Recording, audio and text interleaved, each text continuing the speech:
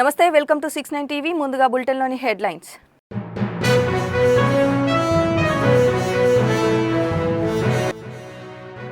SC వర్గీకరణకు cabinet ఆమోదం. దళితుల అభివృద్ధి కూటమి ప్రభుత్వంతోనే సాధ్యం.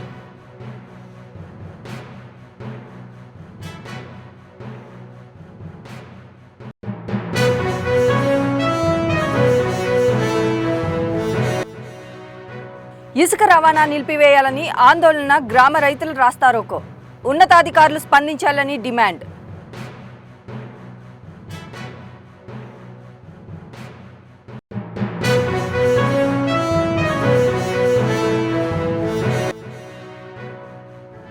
రబీ ధాన్యం సేకరణలో ఎదురవుతున్న సమస్యలపై సమీక్ష. రైతులకు అండగా నిలవాలని మిల్లర్లకు మంత్రి నాదెండ్ల సూచన.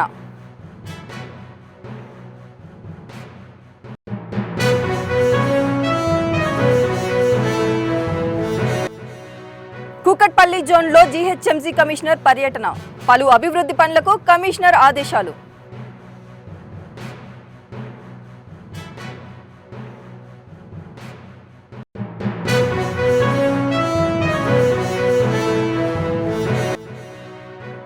హైడ్రాకు స్వచ్ఛందంగా ఫిర్యాదులు. ప్రభుత్వ ఆస్తుల పరిరక్షణకు ముందుకు వస్తున్న ప్రజలు.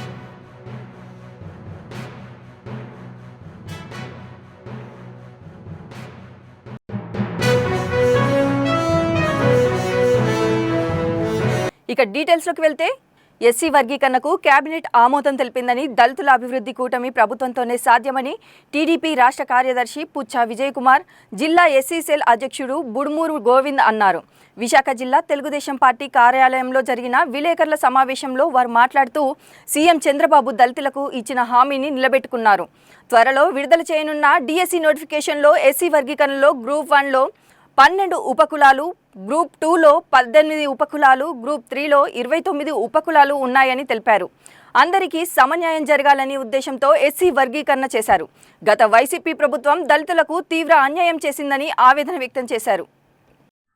ఏదైతే వర్గీకరణకు సంబంధించి అన్ని ఉపకులాలు, ఏదైతే 59 ఉపకులాలకి న్యాయం చేకూరే విధంగా ఉండాలి అంటే ఒక డిమాండ్ ఏంటి అంటే, అనేక మంది నాన్ ఎస్సీస్ ఉన్నారు.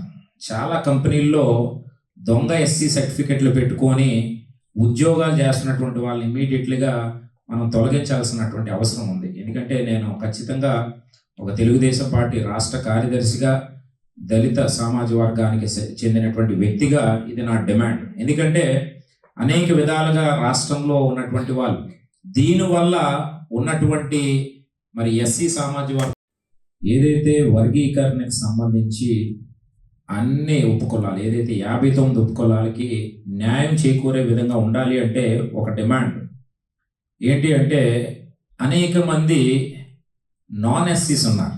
చాలా కంపెనీల్లో దొంగ ఎస్సీ సర్టిఫికెట్లు పెట్టుకొని ఉద్యోగాలు చేస్తున్నటువంటి వాళ్ళని ఇమీడియట్లీగా మనం తొలగించాల్సినటువంటి అవసరం ఉంది. ఎందుకంటే నేను ఖచ్చితంగా ఒక తెలుగుదేశం పార్టీ రాష్ట్ర కార్యదర్శి. తెలుగుదేశం ఉందంటే ప్రజల కోసం ఉంది. అదే తెలుగుదేశం ప్రభుత్వం ఎప్పుడు బడుగు బలహీన వర్గాలని ఎప్పుడు ఆదుకోవడానికి ఎప్పుడూ ఉంటుంది. అలాగే ఈరోజు దళిత అభివృద్ధికి కూటమి ప్రభుత్వంతోనే సాధ్యమని మరోసారి మా అధినేత సీఎం గారు చంద్రబాబు నాయుడు గారు రుజువు చేశారు. గతంలో 19 ఏదైతే తెలుగుదేశం పార్టీ స్థాపించినటువంటి స్వర్గీయ ఎన్టీ రామారావు గారు అప్పుడు స్థాపించినప్పుడు అంబేద్కర్ ఆశయాలకు అనుగుణంగా, అంబేద్కర్ ఆలోచన విధానాన్ని, అంబేద్కర్ ఏదైతే కోరుకున్నారో బడుగు బలహీన వర్గాలు కూటమి ప్రభుత్వం ఏదైతే దోహదపడుతుందన్న ఉద్దేశంతో ముఖ్యమంత్రి వర్యులు శ్రీ నారా చంద్రబాబు నాయుడు గారు నిన్న తీసుకున్న కేబినెట్ నిర్ణయమే దానికి ఉదాహరణ. ఎందుకంటే దళితులు ఆర్టీజీఎస్ ప్రభుత్వ కార్యక్రమాలు అమలు తీరుపై సచివాలయంలో సీఎం చంద్రబాబు నాయుడు సమీక్షా సమావేశం నిర్వహించారు. ఈ సందర్భంగా ఆర్టీజీఎస్ ప్రభుత్వ కార్యాలయాల అభివృద్ధి పనులపై సంబంధిత అధికారులతో భేటీ అయ్యారు. ఈ కార్యక్రమానికి మంత్రి కొలుసు పార్థసారథి, టీడీపీ ఉన్నతాధికారులు హాజరయ్యారు.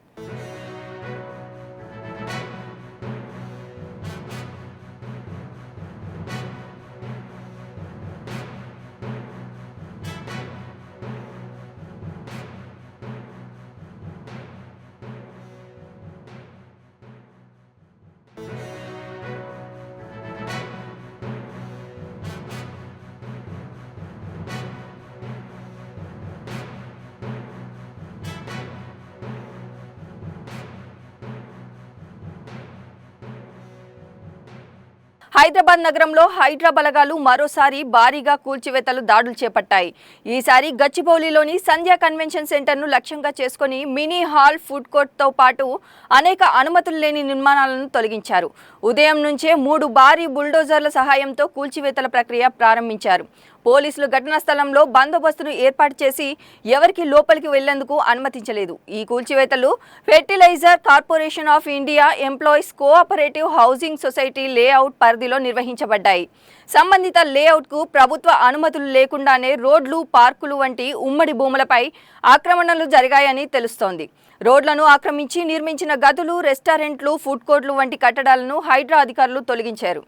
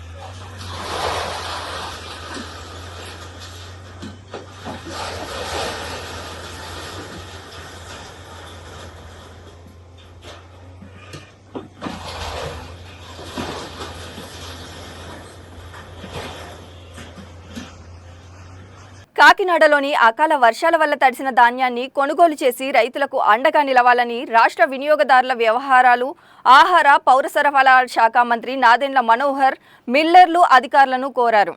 కాకినాడ కలెక్టరేట్ వివేకానంద సమావేశం హాల్లో మంత్రి నాదెండ్ల మనోహర్ కాకినాడ, బీఆర్ఎస్, అంబేద్కర్, కోనసీమ, తూర్పుగోదావరి జిల్లాల ప్రజాప్రతినిధులు, జాయింట్ కలెక్టర్లు, రైస్ మిల్లర్లతో సమావేశం నిర్వహించి రైతుల నుండి రబీ ధాన్యం సేకరణలో ఎదురవుతున్న సమస్యలపై సమీక్షించి ఆదేశించారు.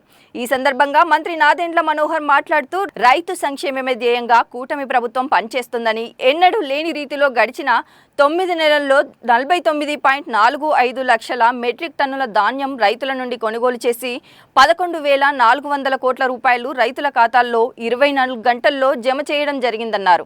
వర్షాల వల్ల ప్రభావితమైన పంటల ఎన్యూమరేషన్ ప్రక్రియ వెంటనే చేపట్టాలని జిల్లా కలెక్టర్లను ఆదేశించామని ఆయన తెలిపారు. రైతులకు అండగా నిలిచే ప్రభుత్వ కృషిలో మిల్లర్లు పూర్తి సహకారం అందించాలని మంత్రి కోరారు.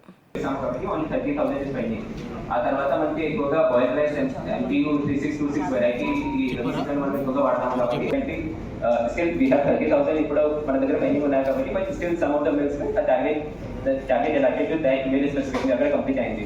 ఫార్మర్స్ కూడా ఒక ప్రిఫరెన్స్ పెడతారు, మనకి ఈమెయిల్ కావాలి ఫస్ట్ ప్రిఫరెన్స్ మనం అక్కడే పంపిస్తాం.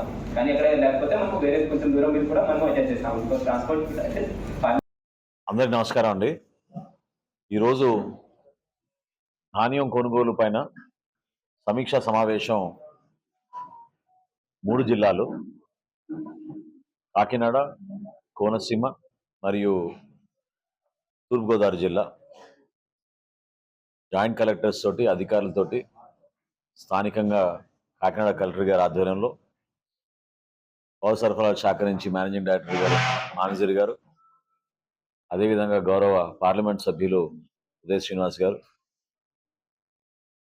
గౌరవ శాసన మండలి సభ్యులు రాజశేఖరం గారు, గౌరవ శాసన సభ్యులు రామకృష్ణారెడ్డి గారు,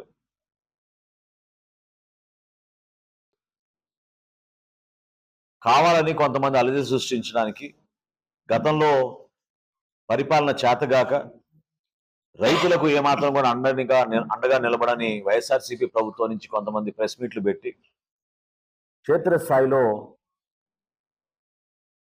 రైతుల్లో ఒక ఇబ్బందికరమైన వాతావరణం తీసడానికి ఒక ప్రయత్నం చేస్తూ ఉన్నారు.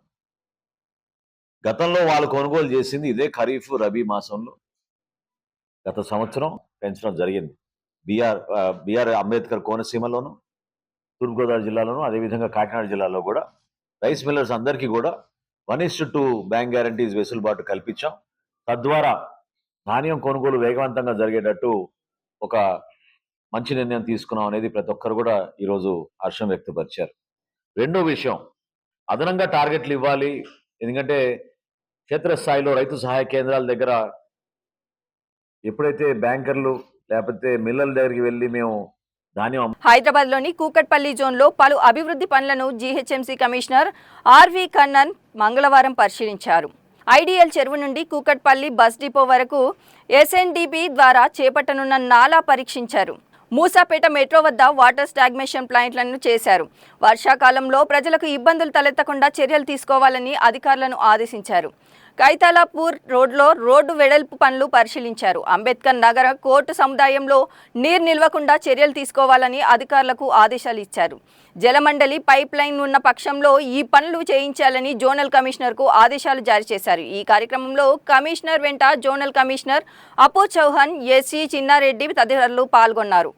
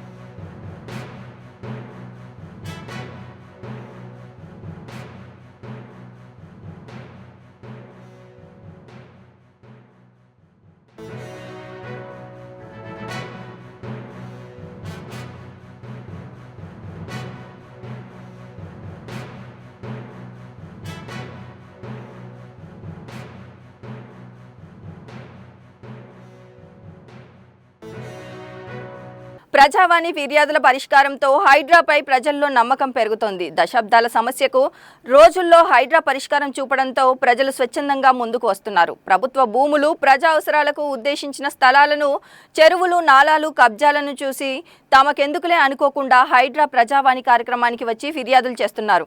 రహదారిపై ఉన్న ఆటంకాలను వదిలేసి చుట్టి తిరిగి వెళ్లేవారు ఇప్పుడు ప్రజావాణిలో ఫిర్యాదులు చేసి రాజమార్గంలో ప్రయాణించాలని చూస్తున్నారు. సోమవారం హైడ్రా ప్రజావాణి ఫిర్యాదుల్లో బాధితుల కంటే సామాజిక కోణంలో ఆలోచించే వారే ఎక్కువ సంఖ్యలో ఉన్నారు. మొత్తం 54 ఫిర్యాదులు ప్రజావానికి వచ్చాయి.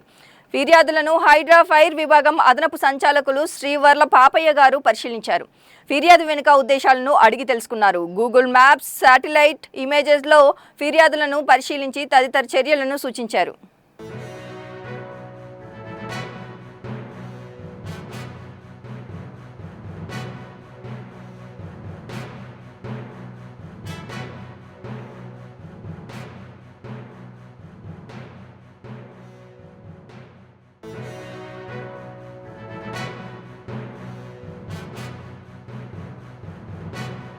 రంగారెడ్డి జిల్లా మహేశ్వరం నియోజకవర్గం BJP contestant MLA Andela Sriramulu Yadav మరియు బీజేపీ నాయకులు బాలాపూర్ పోలీస్ స్టేషన్ ముందు ధర్నా చేపట్టారు.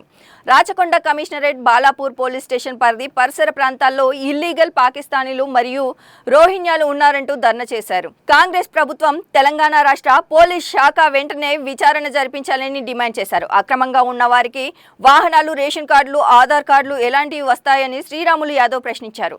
Hyderabad MIM MP Azharuddin YCP దీనిపై ఎందుకు స్పందించడం లేదని బీజేపీ నాయకులు ఆరోపించారు.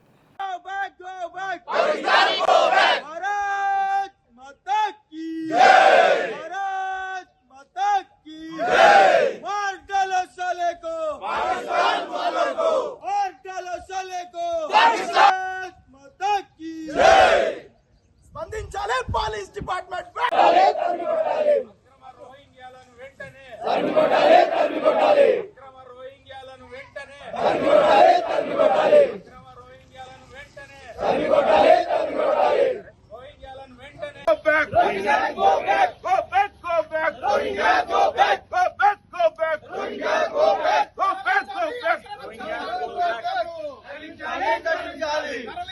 దేశంలోకి అక్రమ చొరబాటుదారులను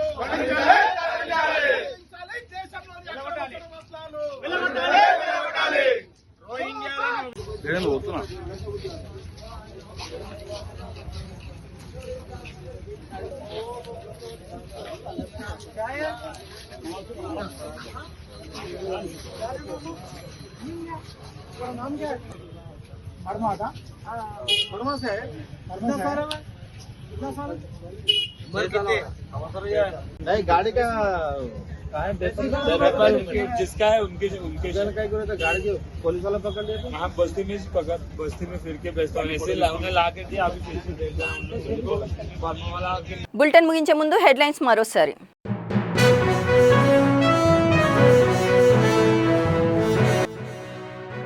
ఎస్సీ వర్గీకరణకు కేబినెట్ ఆమోదం. దళితుల అభివృద్ధి కూటమి ప్రభుత్వంతోనే సాధ్యం.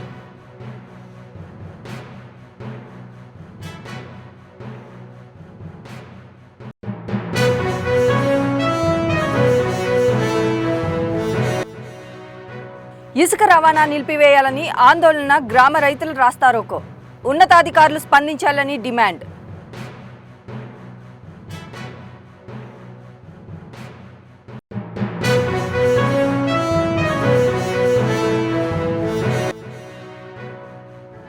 రబీ ధాన్యం సేకరణలో ఎదురవుతున్న సమస్యలపై సమీక్ష.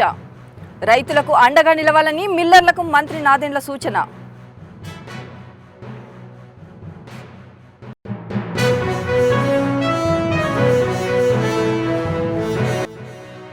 కూకట్పల్లి జోన్లో జీహెచ్ఎంసీ కమిషనర్ పర్యటన. పలు అభివృద్ధి పనులకు కమిషనర్ ఆదేశాలు.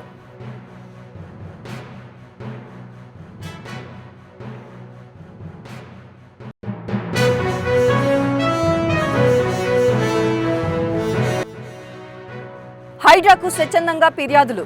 ప్రభుత్వ ఆస్తుల పరిరక్షణకు ముందుకు వస్తున్న ప్రజలు.